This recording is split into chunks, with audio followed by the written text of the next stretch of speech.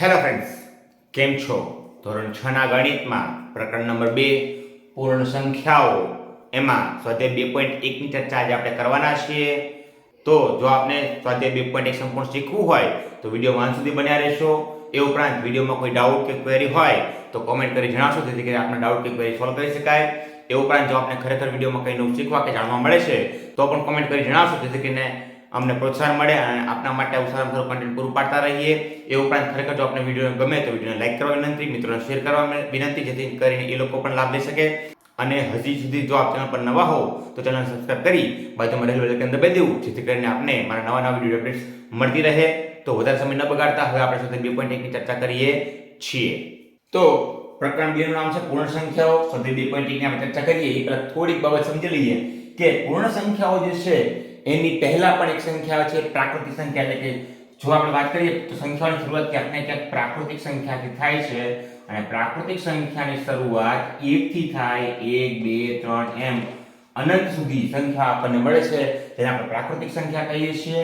પરંતુ અહીંયા એક સંખ્યા ખૂટે છે. એ સંખ્યા જ્યારે પ્રાકૃતિક સંખ્યામાં ઉમેરાઈ જાય ત્યારે આપણને મળે છે જે આપણે શીખવાનું છે પૂર્ણ સંખ્યા. તો અહીંયા કઈ સંખ્યા ઘટે છે? તો અહીંયા ઘટે છે 0. એટલે 0 1 2 3 4 એમ અનંત સુધી સંખ્યાઓ વિસ્તરેલી હોય ત્યારે પૂર્ણ સંખ્યા બને છે. આપણે આ પ્રકરણમાં પૂર્ણ સંખ્યાની ચર્ચા કરવાની છે, અને પૂર્ણ સંખ્યાની શરૂઆત શૂન્યથી થાય. જો એવો પ્રશ્ન પૂછવામાં આવે કે નાનામાં નાની પ્રાકૃતિક સંખ્યા કઈ, તો જવાબ આવશે 1. અને એવું પૂછવામાં આવે કે નાનામાં નાની પૂર્ણ સંખ્યા કઈ, તો જવાબ આવશે 0. તો આ વસ્તુ ખાસ ધ્યાનમાં રાખીશું. ને હવે આપણે 2.1 ની ચર્ચા કરીએ તો પહેલો પ્રશ્ન છે 10,999 ના પછી તરત આવતી 3 પ્રાકૃતિક સંખ્યા લખો. તો તરત પછીની સંખ્યાઓ ક્યારે આપણને મળે? જે સંખ્યા આપણને આપેલી છે એમાં આપણે એક ઉમેરીએ તો આપણને જે જવાબ મળશે એ પછીની તરત સંખ્યા હશે. પણ અહીંયા અમે દર્શાવ કરી આપણે ડાયરેક્ટ અહીંયા જવાબ લખીશું. તો 10,999 પછી હું એક ઉમેરું તો મીંડું 1 એમ કરતા આપણે ગણતરી કરશું તો ક્યાંક ને ક્યાંક 11,000 આપણને પહેલી સંખ્યા મળશે. કારણ કે 10,999 પછી પહેલી સંખ્યા આપણને મળશે 11,000. ત્યાર પછી આપણને મળશે 11,001 અને ત્યારબાદ મળશે 11,002. તો આ 3 પ્રાકૃતિક સંખ્યા આપણને 10,999 પછી મળે છે. તો પહેલો દાખલો હતો. ત્યારબાદ આપણે બીજો દાખલો જોઈએ. 10,001 ના પહેલા તરત આવતી 3 પૂર્ણ સંખ્યાઓ લખો. અહીંયા પૂર્ણ સંખ્યા આપણને કીધી છે. તો 10,001 પહેલા કઈ આવશે? તો એક બાદ કરીએ તો આપણને મળે 10,000. આ પહેલી સંખ્યા છે. 10,000 પહેલા કઈ હોય? તો 9,999. આ બીજી સંખ્યા હોય. અને એની પહેલા કઈ હોય? તો 9,998. તો આ 3 સંખ્યાઓ જે છે એ 10,001 ની તરત પહેલા આવે છે, આ તરત પછી આવે છે. શું આપણને પૂછેલું છે એ ખાસ ધ્યાનમાં રાખવાનું છે. ત્યારબાદ સૌથી નાની પૂર્ણ સંખ્યા કઈ છે? ત્રીજો દાખલો છે. આપણે અત્યારે ચર્ચા કરી સૌથી નાની પૂર્ણ સંખ્યા કઈ છે? તો 0 એ સૌથી નાની પૂર્ણ સંખ્યા છે. જો આપણે પ્રાકૃતિક સંખ્યા પૂછી હોય તો 1 આવશે, પૂર્ણ સંખ્યા હોય તો 0. ત્યારબાદ ચોથો દાખલો છે કે સંખ્યાઓ 32 અને 53 ના વચ્ચે આવતી પૂર્ણ સંખ્યાઓ કેટલી છે તે જણાવો. તો 32 અને 53, તો 32 અને 53 ની વચ્ચે અથવા ના વચ્ચે શબ્દ આપ્યો છે તો આ વસ્તુ યાદ રાખશું. અહીંયા 32 અને 53 નો સમાવેશ ન થાય. 33 થી શરૂ કરી અને 52 સુધીની સંખ્યાઓ આવે તો ખરેખર 53 માંથી 32 બાદ કરો એટલે આપણને 21 જેવો જવાબ મળે, પણ એમાંથી એક બાદ કરો એટલે આપણને 20 જવાબ મળે. એટલે 20 સંખ્યાઓ પૂર્ણ સંખ્યાઓ છે એ આ બંનેની વચમાં આવશે. ખરેખર તો બંનેની વચમાં જ્યારે કીધું હોય ત્યારે જે બે અંક આપણને આપેલા છે એ બે અંકનો સમાવેશ થતો નથી. અને 53 માંથી 32 બાદ કરીએ તો 21 મળે, પણ ખરેખર બે માંથી એક સંખ્યામાં સમાવેશ થઈ ગયેલો છે, એટલે કે 53 નો સમાવેશ થઈ ગયેલો છે આપણે માની લઈએ. તો હજી એક બાદ કરવું પડે એટલે આપણને જવાબ મળે 20. તો 32 અને 53 ના વચ્ચે કુલ 20 પૂર્ણ સંખ્યાઓ આવે. આ વસ્તુ યાદ રાખવાની છે. અને ખબર ન પડે તો જે બે અંક આપીને બાદ કરીને એમાંથી હજી એક બાદ કરી નાખો એટલે આપણને જવાબ મળી જાય છે. તો 4 દાખલા હતા જે ખૂબ જ સહેલા એકદમ આવડે એવા દાખલા છે. હવે આપણે દાખલા 5 ની ચર્ચા કરીએ. દાખલા નંબર 5 ની રકમ છે નીચે આપેલી સંખ્યાઓના પછી તરત આવતી સંખ્યા જણાવો. પછી તરત આવતી સંખ્યા આપણે લખવાની છે, એટલે કે આપણે +1 એક ઉમેરીએ જે સંખ્યા મળે એ આપણે લખવાની છે. તો અહીંયા પહેલો જ આંકડો જે છે એ 3 ને 2 5 ને 2 7 આંકડા છે એટલે 24,40,701. આની પછીની તરત આવતી સંખ્યા કઈ હોય તો મોટા ભાગે આવા જ્યારે દાખલા આપણને આપે ત્યારે છેલ્લા બે અંક ખાસ જોવાના. જો એ ઇઝીલી સમજાય એવા હોય તો એની પછીની સંખ્યા આપણને ઇઝીલી મળી જાય. તો અહીંયા 701 છે તો અહીંયા ત્રણ આંકડા ઉલો 701 છે તો પછી કઈ સંખ્યા આવે 702 આવે. આટલી કોમન સેન્સ આપણને ખબર પડે તો એ જ આપણો જવાબ છે. તો થશે 24,40,702. આ આપણો જવાબ છે. ત્યારબાદ 1,01,99 આ સંખ્યા છે તો 199 પછીની સંખ્યા કઈ આવે તો સિમ્પલ છે એક ઉમેરી એટલે 200 થઈ જાય. તો સિમ્પલ અહીં જવાબ આવશે 1,02,000. ત્યારબાદ ની સંખ્યા છે એ 3 ને 2 5 ને 7 10,99,999 સંખ્યા છે. એમાં હું એક ઉમેરું એટલે પછી તરત સંખ્યા મળે હું એક ઉમેરું એટલે અહીંથી શૂન્ય શરૂઆત થાય અહીંયા બધે શૂન્ય આવશે અહીંયા એકડો આવશે એટલે થશે અહીંયા બે એકડા અને બાકી 5 મીંડા એટલે કે 11 લાખ આપણો જવાબ થશે. ત્યારબાદ છેલ્લી સંખ્યા છે એ 23,45,670 છે. 70 પછી શું આવે સિમ્પલ વસ્તુ છે તો 70 પછી આવે 71 તો એ જવાબ થશે 23,45,671. આટલો સહેલો દાખલો છે. પછી તરત સંખ્યા આપણે લખવાની છે. નેક્સ્ટ દાખલા નંબર 6 જે છે એમાં તરત પહેલાની સંખ્યા લખવાની છે તો એક બાદ કરવાનો છે. તો સિમ્પલ 94 પહેલા શું આવે આ તો સાવ એકદમ સહેલું છે આવશે 93 બરાબર. ત્યારબાદ છે 10,000 10,000 માંથી એક બાદ કરો તો શું આપણને મળે તો 9,999 મળે. આમ પણ ગણો તો 4 અંક સૌથી મોટા મોટી સંખ્યા છે અને 5 અંક સૌથી નાના નાની સંખ્યા છે. તો એ બંનેનો તફાવત જે છે મતલબ બેમાંથી આમાંથી એક બાદ કરો એટલે આપણને આ વસ્તુ મળે છે. ત્યારબાદ ની રકમ છે એ 2,08,090 છે. તો 90 પહેલા શું આવે ઓબ્વિયસલી 89 આવે. તો આપણે જવાબ થશે 2,08,089. ખૂબ જ સહેલા દાખલા છે. ત્યારબાદ 76,54,321 એની પહેલાની સંખ્યા કઈ આવે તો કઈ વિચારવાની 21 પહેલા શું આવે 20 આવે. તો બસ એ જ આંકડો મૂકવાનો છે 76,54,320. આ આપણો જવાબ છે. ખૂબ જ આવડે એવા દાખલા છે. આ દાખલા નંબર 6 અહીંયા પૂર્ણ થાય છે. હવે આપણે દાખલા નંબર 7 ની ચર્ચા કરીએ.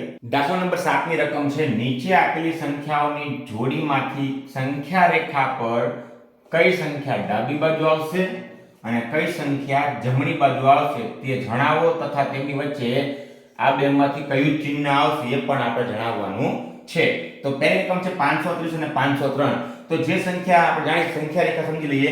આ સંખ્યા રેખા છે એમાં પૂર્ણ સંખ્યાની વાત કરીએ એટલે આપણે સૌથી પહેલા 0 આવશે અને આ બાજુ 1 2 3 4 5 6 7 8 9 10 એમ અનંત સંખ્યાઓ હાલી આવશે. તો સિમ્પલ વસ્તુ આના પરથી આપણે એક વસ્તુ સમજવાની છે યાદ રાખવાની છે કે સંખ્યા રેખા ઉપર નાની સંખ્યા હંમેશા ડાબી બાજુ હોય મોટી સંખ્યા હંમેશા જમણી બાજુ હશે. તો આપણે બસ એ જ નિયમ અહીંયા લાગુ પાડવાનો છે. તો 530 અને 503 માં આપણે જાણીએ કે 503 છે નાના છે 530 મોટા છે. એનો મતલબ એવો થાય 503 જે છે એ ડાબી બાજુ હશે અને 530 છે જમણી બાજુ હશે. તો આપણે લખો અહીંયા કે અહીં 503 એ 530 ની ડાબી બાજુએ હશે. અને હવે નિશાની મૂકવાની થાય તો સિમ્પલ વસ્તુ છે આપણને બે નિશાની અહીંયા 530 અને 503 આપેલા છે.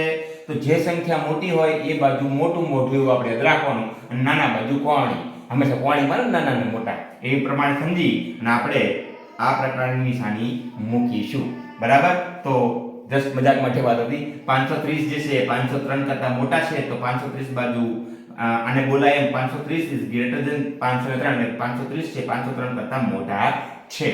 370 અને 307 ની વાત કરીએ તો 307 છે એ નાના છે 370 એ મોટા છે એટલે 307 જે છે એ ડાબી બાજુએ આવશે. તો આપણે લખી શકીએ કે અહીં 307 એ 370 ની ડાબી બાજુએ હશે. અને નિશાની મૂકવાની થાય તો 370 અને 307 છે 370 મોટા હોવાથી એ બાજુ આવી નિશાની આવશે.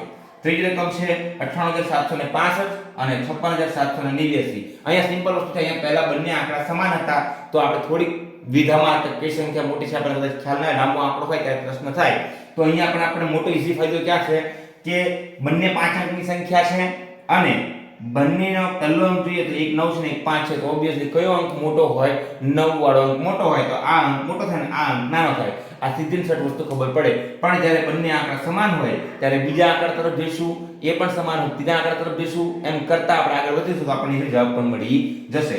અથવા ડાયરેક્ટ ગણતરી કરતા આવડતું હોય તો બેસ્ટ જ છે કે 98765 કે 56789 કોણ મોટું તો ખબર પડે. 98765 છે મોટા થાય. આપણે લખશું અહીં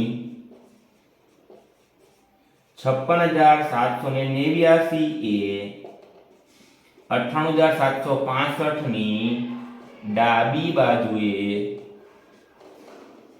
હશે અને નિશાની મૂકવાની થાય તો 98765 ઇઝ ગ્રેટર ધેન 56789. તો આ રીતે દાખલાની ગણતરી થાય છે. ત્યારબાદ છેલ્લી રકમ છે એ 98,30,415 છે, જ્યારે અહીંયા 1,23,001 છે. તો સિમ્પલ વસ્તુ છે. અહીંયા પણ આપણે અંક ખબર છે તો આપણે કહી શકશું કે આ સંખ્યા મોટી છે, પણ કદાચ ખ્યાલ નથી તો અહીંયા આ 7 અંકની સંખ્યા છે, આ 8 અંકની સંખ્યા છે, તો ઓબ્વિયસલી આપણને ખબર પડે કઈ અંકની સંખ્યા મોટી હોય? 8 અંકની સંખ્યા મોટી હોય. તો આપણે અહીંયા લખીશું કે અહીં 98,30,415 એ 1,23,001 ની ડાબી બાજુએ હશે અને નિશાની મૂકવાની થાય તો 98,30,415 એ નાના છે કોના કરતા? 1,23,001 કરતા. તો આ રીતના નિશાની મૂકવાની થાય. તો આ સ્વાધ્યાય 2.1 નો 7મો દાખલો પૂર્ણ થાય છે. આશા રાખું કે તમને દાખલો સમજાઈ ગયો હશે. હવે દાખલા નંબર 8 ની આપણે ચર્ચા કરીએ. દાખલા નંબર 8 ની રકમ છે નીચે આપેલા વાક્યોમાંથી કયું વાક્ય ખરું અને કયું વાક્ય ખોટું છે જણાવવાનું છે. તો પહેલું જોઈએ, શૂન્ય એ સૌથી નાની પ્રાકૃતિક સંખ્યા છે. આ વાક્ય ખોટું છે કારણ કે આપણે આગળ ચર્ચા કરીએ મુજબ પ્રાકૃતિક સંખ્યાની શરૂઆત 1 થી થાય છે અને અહીંયા શૂન્યની વાત કરી છે. તો સૌથી નાની પ્રાકૃતિક સંખ્યા એ 1 છે, 0 નહીં, માટે વાક્ય ખોટું છે. 400 એ સંખ્યા 399 ના પહેલા આવતી સંખ્યા છે. આ વાક્ય પણ ખોટું છે કારણ કે 400 થી 399 પછી આવે, પહેલા ન આવે. શૂન્ય સૌથી નાની પૂર્ણ સંખ્યા છે. આ વાક્ય સાચું છે.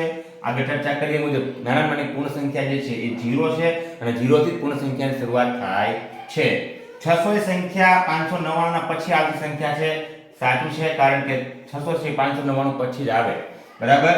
દરેક પ્રાકૃતિક સંખ્યા પૂર્ણ સંખ્યા છે.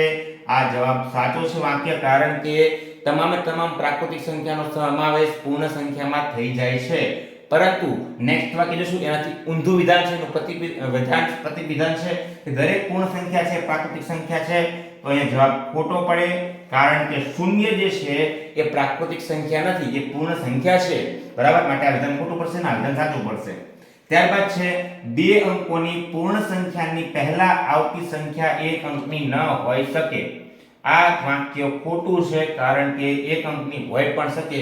ઉદાહરણ તરીકે વાત કરો કે 10 હોય, 10 પહેલા 9 આવે તો 9 1 અંકની સંખ્યા છે, 10 2 અંકની સંખ્યા છે. તો 2 અંકની જે પૂર્ણ સંખ્યા છે એની પહેલા આવતી સંખ્યા 1 અંકની હોઈ પણ શકે. ત્યારબાદ 1 છે સૌથી નાની પૂર્ણ સંખ્યા છે. જો અહીંયા આપણે વાત કરી આ વિધાન સાચું હોય તો વિધાન શું હોય? ખોટું જ હોય કારણ કે 1 છે સૌથી નાની પ્રાકૃતિક સંખ્યા છે, પૂર્ણ સંખ્યા નથી. ત્યારબાદનું વાક્ય છે પ્રાકૃતિક સંખ્યા 1 ની પહેલા આવતી કોઈ સંખ્યા નથી. આ વિધાન સાચું છે કારણ કે પ્રાકૃતિક સંખ્યા જ્યારે વાત કરતા હોય ત્યારે શરૂઆત 1 થી થાય છે અને નાનામાં નાની પ્રાકૃતિક સંખ્યા જે છે એ 1 છે, માટે વિધાન સાચું છે. ત્યારબાદ પૂર્ણ સંખ્યા 1 ની પાસે તેની પહેલા આવતી કોઈ સંખ્યા નથી. તો આ વિધાન ખોટું પડે કારણ કે જ્યારે પૂર્ણ સંખ્યાની વાત કરતા હોઈએ તો પૂર્ણ સંખ્યાની શરૂઆત 0 થાય એટલે 1 ની પહેલા શું આવશે? શૂન્ય આવશે. માટે શૂન્ય જે છે એ 1 પહેલા આવતું હોવાથી અહીંયા 1 પહેલા કોઈ સંખ્યા નથી, એ વિધાન ખોટું પડે છે. ત્યારબાદ પૂર્ણ સંખ્યા 13 એ 11 અને 12 ની વચ્ચે આવે. આ વિધાન ખોટું છે, આપણે જાણીએ છીએ. સિમ્પલ છે. 11 અને 12 પછી 13 આવે, વચ્ચે આવે નહીં. ત્યારબાદનું વિધાન છે કે પૂર્ણ સંખ્યા 0 પાસે તેની પહેલા આવતી કોઈ સંખ્યા નથી. તો અહીંયા આ વિધાન સાચું પડશે કારણ કે પૂર્ણ સંખ્યાની શરૂઆત 0 જ થાય, 0 પહેલા કોઈ સંખ્યા હોઈ શકે નહીં, પૂર્ણ સંખ્યા માટેની વાત છે. તો અહીંયા વિધાન સાચું પડશે. ત્યારબાદ છેલ્લું વિધાન છે કે 2 અંકોની સંખ્યા પછી આવતી સંખ્યા હંમેશા 2 અંકની જ હોય. આ વિધાન ખોટું છે, કારણ કે 2 અંકની સંખ્યા પછી આવતી સંખ્યા હંમેશા 2 અંકની ને 3 અંકની પણ હોઈ શકે. ઉદાહરણ તરીકે 99 વાત કરું તો 99 પછી આવતી સંખ્યા 100 છે, 3 અંકની છે, તો અહીંયા આ વિધાન હંમેશા સાચું હોય એવું બને નહીં. હા, હોઈ શકે, પણ હોય જ એવું જરૂરી નથી. 3 અંકની પણ હોઈ શકે, માટે વિધાન ખોટું છે. તો અહીંયા 2.1 નો 8મો દાખલો પૂર્ણ થાય છે. એ સાથે જ સંપૂર્ણ સ્વાધ્યાય 2.1 પૂર્ણ થાય છે. આશા રાખું કે આપને સ્વાધ્યાય 2.1 સંપૂર્ણ સમજાઈ ગયું હશે. તેમ છતાં કોઈ ડાઉટ કે ક્વેરી હોય તો કોમેન્ટમાં કોમેન્ટ કરી જણાવશો, જેથી કરીને આપણે ડાઉટ કે ક્વેરી સોલ્વ કરી શકાય. એ ઉપરાંત જો વિડીયોમાં આપણે ખરેખર નવું કંઈ શીખવા કે જાણવા મળ્યું હોય તો પણ કોમેન્ટ કરી જણાવશો, જેથી કરીને આપણા માટે સારામાં સારું કન્ટેન્ટ પૂરું પાડતા રહીએ. એ ઉપરાંત ખરેખર જો વિડીયો આપને ગમે તો વિડીયોને લાઈક કરવા વિનંતી, મિત્રોને શેર કરવા વિનંતી, જેથી કરીને એ લોકો પણ લાભ લઈ શકે અને અમને પ્રોત્સાહન મળે. અને હજુ સુધી જો આપ ચેનલ પર નવા છો તો ચેનલને સબસ્ક્રાઇબ કરી બાજુમાં બેલ આઇકન દબાવી દેવું, જેથી કરીને આપને મારા આવનારા નવા વિડીયોના અપડેટ્સ મળતી રહે.